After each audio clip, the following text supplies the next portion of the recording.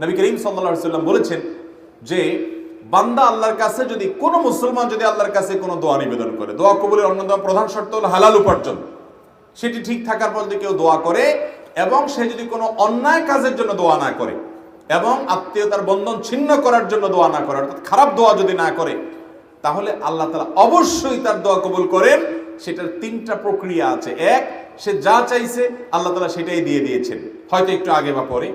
দুই, আল্লাহ তাআলা সে যা চাইছে সেটা দেন নাই, কিন্তু আল্লাহ রাব্বুল আলামিন এর বিনিময়ে তাকে আজর পুরস্কার কিয়ামতে এমন দিবেন যেটা এর চাইতে অনেক বড়।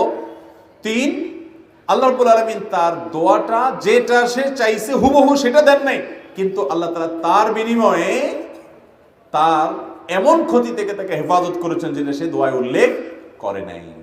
তিনভাবে তার দোয়া কবুল হতে পারে। অর্থাৎ ইমানদারের দোয়া এটা বিফলে যায় না যদি সে শর্ত পূরণ করে দোয়া করতে